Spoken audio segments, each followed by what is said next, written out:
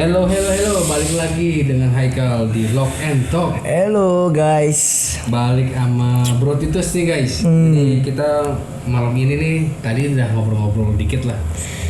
Kita mau bawain satu konten yang kira-kira bisa menghibur bareng nih teman-teman semua.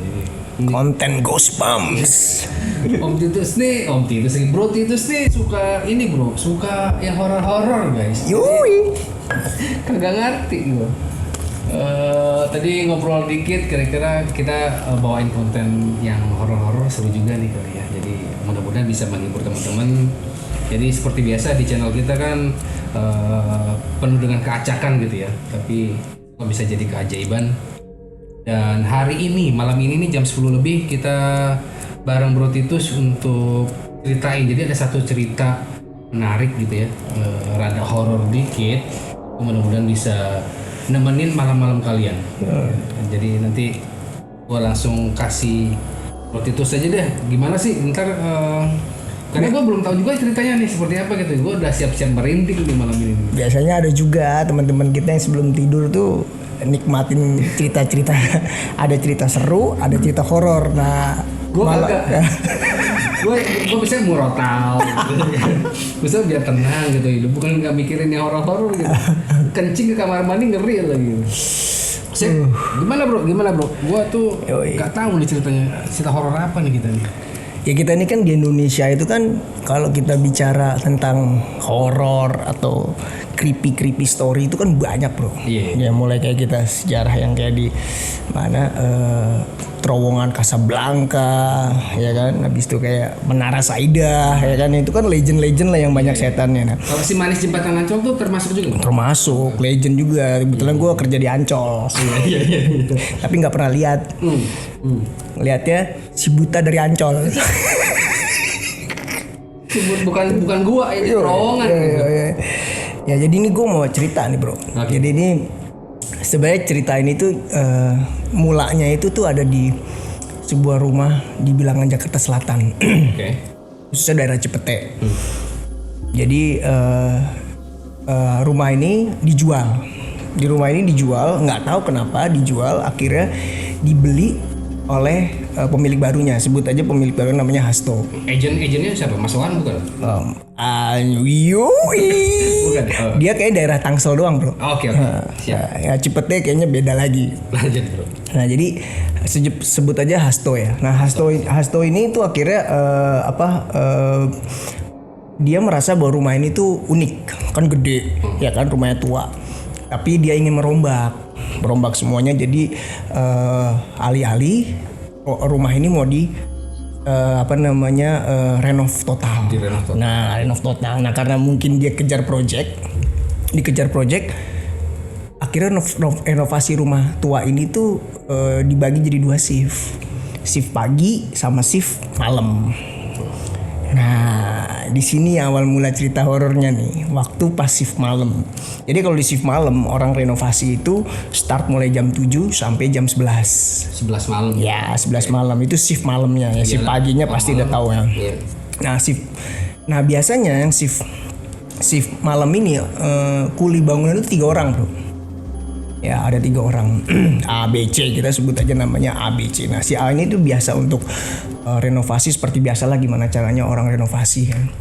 Nah, di setiap jam 10, nah mulai nih creepy-nya ini mulai terjadi. Jadi setiap jam 10, jadi rumah ini kan bentuknya kotak nih, persegi panjang kan. Di paling ujung itu selalu ada dengar suara. Jam 10 lagi terus.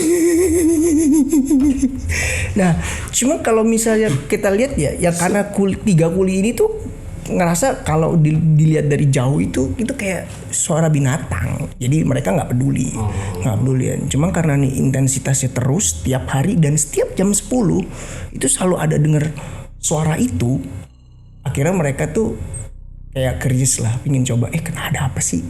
Kenapa sih di pojok itu kok kayak ada suara kayak binatang, tapi ada juga yang 2 orang ini, si A sama si B ini kayaknya bukan deh gitu. Jadi mereka tuh kayak menaruh curiga apa sih. Nah akhirnya mereka tuh namanya kuli ya kan, kalau di renovasi itu dia bikin bedeng kecil. Iya. Nah, jadi dia bedeng kecil yang tempatnya itu deket situ juga, deket asal mulanya suara itu. Oke, mereka bikin set. Bener jam 10 denger lagi suara.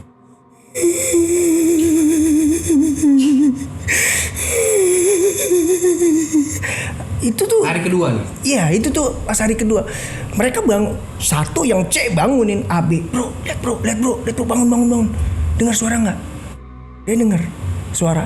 Mereka keluar, bener-bener karena ini deket, jadi mereka masih bisa tuh punya peluang untuk ngejar tuh suara. Tapi ternyata suara itu hilang. Jam 10 gitu. Dicari sampai nggak dapet. Sampai akhirnya udah mereka capek lelah, udah akhirnya mereka tidur, mungkin karena udah capek kerja kan Reno. Iya. Nah, sekitar jam 2 salah satu kulinya itu pingin kencing cuy. Pingin kencing, ya udah dia pingin kencing. Ya otomatis lah, namanya kuli ya nggak ada toilet kan pasti di tempat asal mula di pintu gerbang yang mereka renovasi. Nah, mereka kan agak jauh kan dari situ. Kencing lah di situ lah bro. Itu dia kencing, kedengaran lagi bro. Gue langsung lari bro, ada mikir gue lari bro. Itu kaget, merinding. Tapi yang kuli ini tuh tetap dia noleh kanan kiri. Dan lu tau Brad, setelah dia noleh di sebelah kiri tuh dia ngeliat sosok cewek berbaju warna coklat men. Dan lu tau dia ngomong apa? Nikmatin tubuh saya.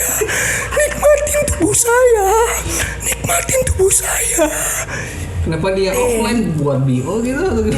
Langsung kabur cuy itu kulinya tuh. Nikmatin tubuh saya. Anjing, nikmatin tubuh saya anjing, gua langsung. Itu literally dia ngomong begitu. Iya, itu cerita dari si kulinya. Akhirnya Ali besoknya itu cerita dia ke pemilik barunya Hasto karena dia merasa terganggu, renovasinya kan terhambat dong karena kayak begitu kan. Ya dia punya duit, dipanggil lah orang-orang pinter. Iya. Dukun lah. Ya dukun lah. Di sini namanya paranormal anjay. Paranormal mahal, dukun murah. Para orang-orang normal. Habis itu udah diusut, udah akhirnya ritual terjadi bro di rumah itu dan berhasil. Ketemu tuh maksudnya.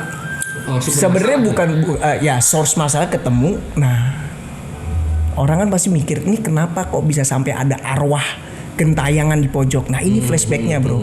Ini flashbacknya, storynya, dan ini intinya ceritanya. Jadi di tahun 90-an sebelum Pak Hasto membeli itu ada keluarga di situ. Di situ ada keluarga Pak Adi dan juga anaknya namanya Evan. Tahun 90-an Pak Adi itu dapat tugas bro, ke luar kota beberapa minggu. Nah di situ cuma ada berarti tinggal si Evan dengan pembantunya. Nah pembantunya namanya Dini. Si Dini. Nah Evan itu mungkin kesepian kan, akhirnya ya dia panggil lah karena rumah itu kosong, nggak ada bokap nyokapnya, dipanggil lah teman-teman SMA-nya dia, yang namanya anak muda ya kan. Party lah, mabok. Nah udah malam itu panjang banget, mereka mabok, ya kan. Akhirnya salah satu temennya si Evan itu ke belakang cuy, dia ngeliat pintu kamar si Dini itu kebuka dikit. Dia ngeliat paha putih cuy. Anjing, namanya orang plus mabok loh. Iya mabok, kons lah, konak pasti. Onak dihantem cuy. Diperkosa bro. Diperkosa udah gitu karena mungkin si Dininya ngerontak, dia panggil teman-temannya. Jadi Dini pada saat itu diperkosa beramai-ramai bro. Ada 8 orang temennya, 8.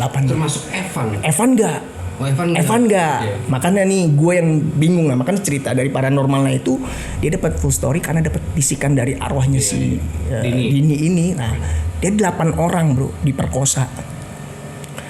Si Evannya nggak ada.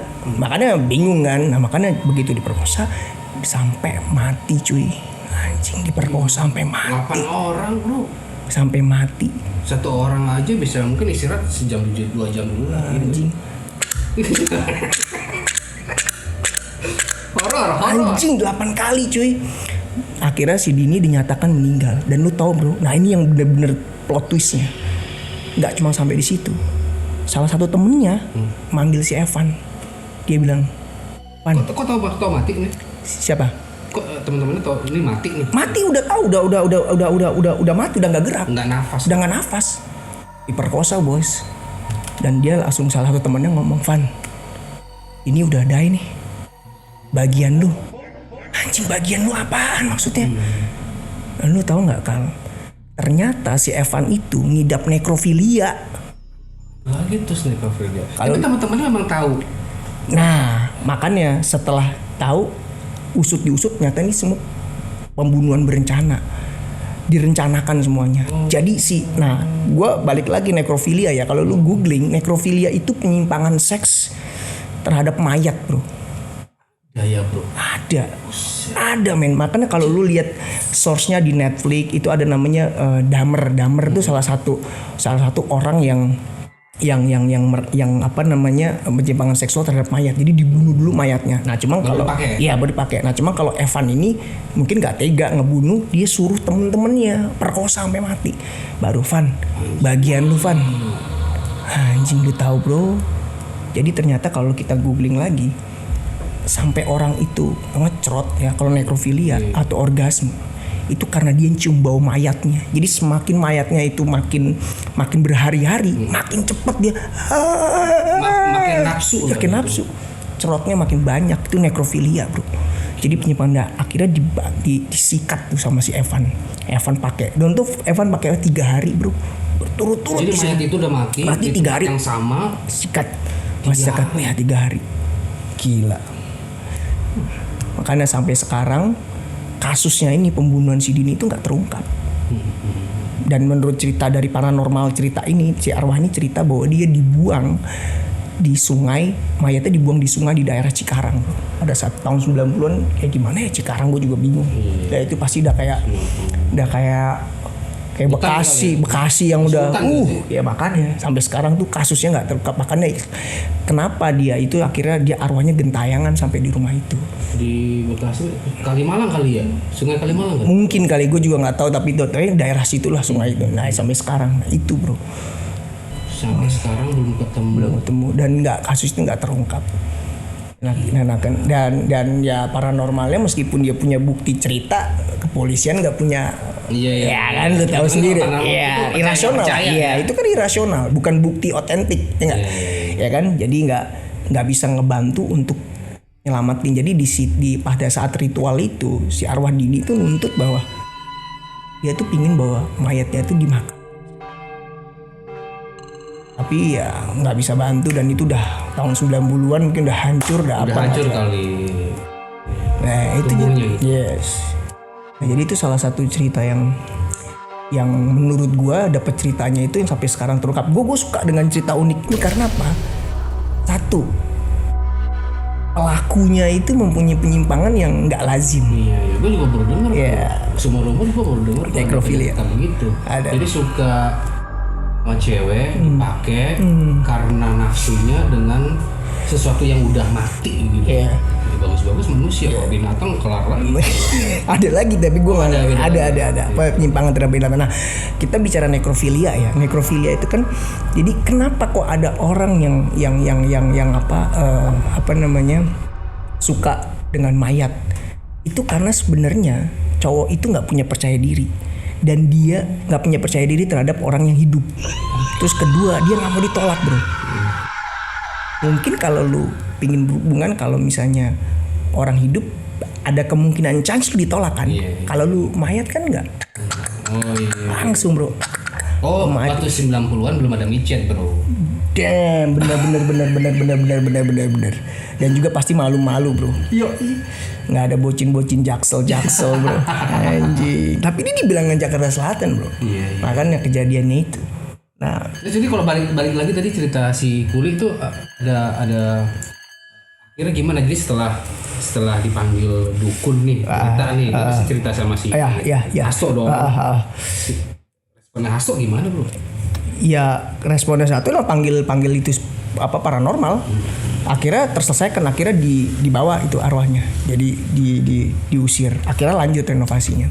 Aman lah. Aman, ya. aman. Oke. Ini kayaknya permasalahan apa namanya kayak yang horor-horor gini gitu ya. Mungkin di setiap rumah semua tuh punya pengalaman sendiri. Pasti. Cuma nih juga ya maksudnya orang baru pertama kali, gue juga belum pernah sih nonton, kata dulu bilang nonton di ada series yang nekrofilia, Dead Body. Nah benar itu, lu nonton di Netflix namanya Dahmer. Nah itu dia bagus tuh. Jadi kita kalau bicara nekrofilia, nah itu kayak gitu. Jadi dia ngebunuh. Lu suka begini atau lu punya nekrofilia nggak sih? Ya. Enggak, jadi kalau gue tuh suka film thriller tuh, pertama thriller. Thrillernya itu thriller yang berhubungan dengan kayak begini-gini, kedua horor. Nah, jadi nih kenapa gue cerita malam ini ya, ada apa ya, the first horror story kita di tempat Lock and Talk nih, itu karena ada 2 horor arwah gentayangan yang korbannya itu korban dari nekrofilia, apa pelakunya nekrofilia. Jadi pas gue bilang gila, seru juga sih, seru banget sih. Jadi tapi ini kayaknya kita bisa terusin nih, mungkin beberapa part kali ya. Di Netflix tuh kita ada season 1 part berapa. Jadi seru juga. Tapi ini informasi tambahan atau apa ya, pengetahuan baru lah buat semuanya, bahwasannya tuh di dunia ini banyak banget sebenarnya penyimpangan banyak dari manusia. Ya kita juga nggak tahu. Gue juga baru tahu nih, seumur umur gue nekrofilia ini apa gitu. Gue kira kayak modelnya sama kayak amfibia gitu ya. Dan gue yakin sih viewers lu di Lock and Talk juga pasti belum banyak yang tahu lah ya. Tapi makanya penyimpangan terhadap nekrofilia itu ada dan itu nyata bro. Nggak cuma di luar negeri, di Indonesia ada kasusnya, ada nekrofilia itu ada. Bahkan kalau dulu pernah kita lihat kasusnya dulu ya, yang ketangkap itu dia ngeusin ini bro, mayat-mayat di rumah sakit bro. Gila. Damn. Nah, tangkap CCTV anjing, kalau lu lihat tuh dia ngambil tuh. Yang ada orang mah bobol nyari duit. Makanya ini ngeus. Jadi memang ada lagi exhibitionist. Exhibitionist itu yang menunjukkan. Itu terang-terangan. Jadi bis gitu tiba-tiba jadi dia dengar suara teriakan orang, teriak yang keluar cerot. Iya. Gue juga pernah dengar tuh ada satu video di YouTube juga gue lihat itu. Jadi ada perempuan yang memang punya kelainan tuh, dia bisa orgasme berkali-kali. Oh iya, itu ada.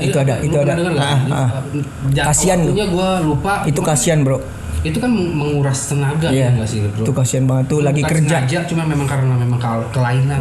Gue denger juga itu pas lagi kerja dia kerja, terus dia tiba-tiba sering berkoma, jadi sehari itu 50 kali. Damn, tuh kalau misalnya cowok tuh minum Solokonya Ageng tuh bukan 50 kali lagi bang, 200 kali. Damn. Jadi modelnya ini pengetahuan baru deh. Cuma gue lagi bingung nih, sekarang kita lagi ngomongin sex education atau film horror. Ya sebenarnya kita temanya sih horror ya kan, horror ya kan. Tapi next kita part. Oh pasti. Jadi selanjutnya ini kita pembawaannya kita sebagai introduction video. Ini kita bawain sama Bro Titus gitu. Mudah-mudahan bisa menghibur. Tapi satu sesi itu satu film, satu cerita horor. Nah cerita horornya itu nanti di Lock and Talk nih horornya beda bro. Horornya itu yang horor yang berhubungan dengan arwah-arwah yang diperkosa, arwah dibuntingin. Nah, jadi seru bro di situ. Jadi ya orang kalau arwahnya ditabrak truk, ditabrak motor, jatuh dari parit mati kan nggak seru. Ini tuh yang tadi diperkosa kayak contoh arwah Dini, terus habis itu nanti next tuh nanti ada arwah bunting. Jadi dia itu arwah tapi dia dibunuh sama istri pertamanya. Jadi dia jadi arwah terus hamil gitu. Jadi hamil. Jadi dia ngeos dulu ya kan. Lahirin di mana hantu bro? Ya itu dia bro, itu uniknya bro, arwah bunting. Oke, tapi itu tuh kita simpan. Kita simpan. Nanti the next video tuh ada namanya jeritan arwah bunting. Bro. benar bro. Jeritan arwah bunting bro, itu buat next buat para Seru. viewer lu ya. Seru. Gua rasa mudah-mudahan mereka nungguin nih. Anjing the next season kedua nih jeritan arwah bunting. Siap. Oh. Siap.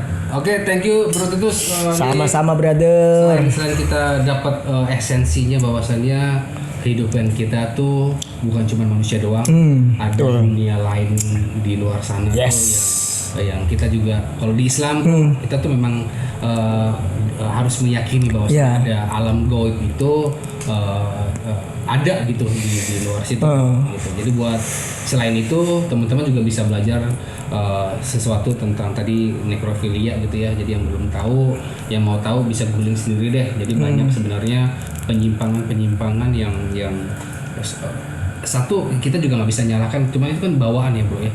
Apakah bisa? Kayaknya sih bukan nggak tahu ya itu bawaan atau enggak, tapi kayaknya lebih ke penyakit ya. Mungkin kalau bawaannya normal, tapi itu tadi alasan orang menjadi nekrofilia itu satu karena dia takut ditolak bro. Jadi kalau lu baca literasi semua di googling deh, lu coba literasinya tentang nekrofilia itu emang kalau lu sama yang hidup, orang mau ngajakin ngeus, ada ditolak tuh, anjing muka lu hancur begitu ya kan. Barang lu kecil begitu ngapain? Nah, oke, mendingan kalau lu nggak pede lah, pede dia. Kalau sama mayat kan sikat, diem dia. Mau kecil mau apa, mau muka lu jelek, hantem juga. Masuk akal. Nah, itu. Iya. Oke, segitu aja malam ini. Mudah-mudahan teman-teman terhibur. Thank you bro Haikal. Ya, kita tunggu Bro Titus gitu. Jadi ini seorang desainer bro. Jadi ada sibuk men. Nyari waktunya tuh ngejar bro buat konten dong yuk bareng gitu. Jadi nungguin Bro Titus kak weekend ini masih oke lah gitu ya. Jadi mudah-mudahan terus itu arwahnya Dini bro. Jangan gitu. Anjing padahal arwah bunting sih masih session kedua loh. Iya jangan bro, itu apa? Guys, seru-seruan sih. Jadi kemungkinan di podcast ini tuh ya kita juga ditemenin juga salah satunya. Nah nanti mungkin the next bintang tamunya orang yang bisa ngelihat bro. Jangan bro. Ya? Enggak ya? Jangan bro, gak usah bawa dukun. Bini gue bisa cabut. Jangan. Iya tadi ya itu nggak sengaja sih, nggak tahu ya apa. Jadi mudah-mudahan teman-teman juga di rumah rajin-rajin sembahyang gitu. Ya rumahnya adem gitu. Adem lah. Pasti tenang. Tapi kita nggak punya niatan jelek, cuman biar bisa sharing lah. Ya, ini ya cerita sharing lah. Scary, oke. Siap. Oke, thank you. Thank you brother buat video. Thank you. Peace. Thank you bro. Take care.